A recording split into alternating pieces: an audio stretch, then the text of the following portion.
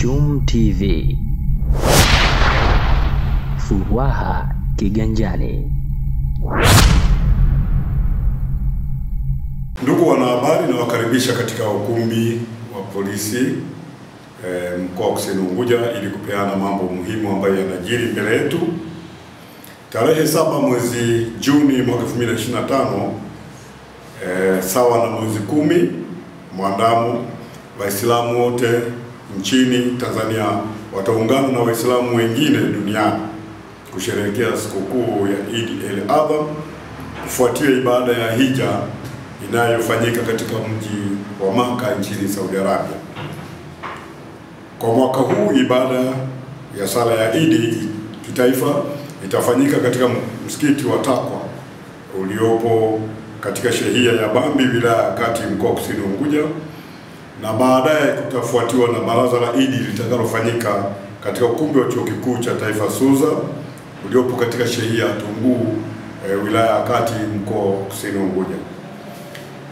Katika kuadhimisha sikukuu hiyo, jeshi la polisi limejipanga, na kwenye mkoa wetu wa Kusini Unguja tumeainisha maeneo muhimu ambayo yatakuwa ni ya kipaumbele, ambayo ni pamoja na maeneo ya ibada kwa maana ya msikiti ambako tutafanyia sala ya Eid, lakini kwenye eneo la ukumbi wa Suza ambako tunafanyia baraza la Eid, na viwanja vyote vya sikukuu ambako watoto wetu wataenda kuburudika mchana, kumbi za starehe pamoja na fukwe za bahari ambako watu wengi kutoka maeneo mbalimbali watakuja kwa ajili ya kusherehekea sikukuu.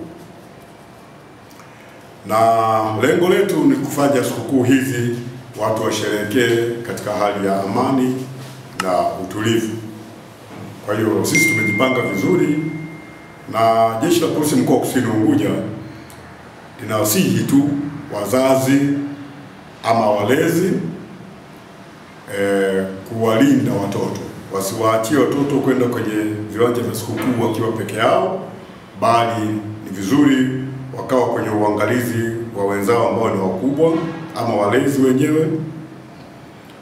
Lakini pia kuna tabia ya kuwavisha watoto vidani vya thamani kubwa, jambo ambalo linawashawishi wahalifu kama wezi ili kuweza kuwapora hivyo vitu. Na pia wakumbuke kuwavisha nguo ambazo zina staha zenye maadili mema ili pia kuepusha ushawishi wa wahalifu wa udhalilishaji. Kwa upande mwingine, jeshi la polisi kwa Kusini Unguja linawataka madereva wote watakaoendesha vyombo vya moto. Tunajua kwamba kutakuwa na vifaa vingi au magari mengi, pikipiki kutoka mjini kuja maeneo yetu kwa ajili ya kuburudika kwenye fukwe za bahari na kumbi za starehe. Basi tunawasihi wote watakaoendesha vyombo vya moto, wakiwepo madereva wa magari, waendesha pikipiki, kuzingatia sheria na kanuni za usalama barabarani ili wote tuwe salama na watumiaji wengine wote wa barabara wawe salama. Waendeshe vyombo hivyo pia wakiwa katika hali nzuri kiafya, wasinywe mapombe ama vileo ambavyo vinawasababisha kukosa umakini katika barabara za umma na hivyo kuweza kusababisha matukio ya ajali. Pia tunawasihi wasipakia abiria kuzidi kiasi.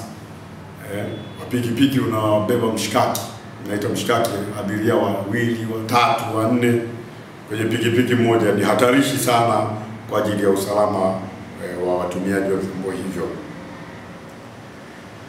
Niendelee kutoa wito pia kwa eneo ya makazi, watu wasiache nyumba zao zikiwa hazina uangalizi ama milango haikufungwa.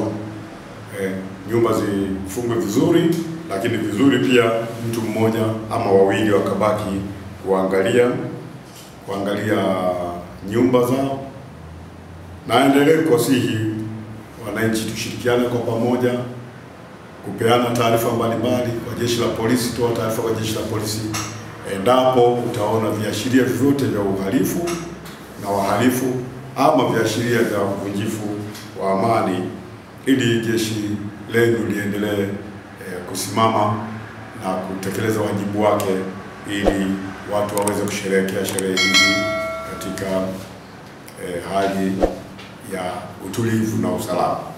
Mwisho kabisa, niwatakie Waislamu wote mkoa wa Kusini Unguja na kwingineko wanaponisikia heri ya sikukuu ya Eid al-Adha. Asante kwa kunisikiliza.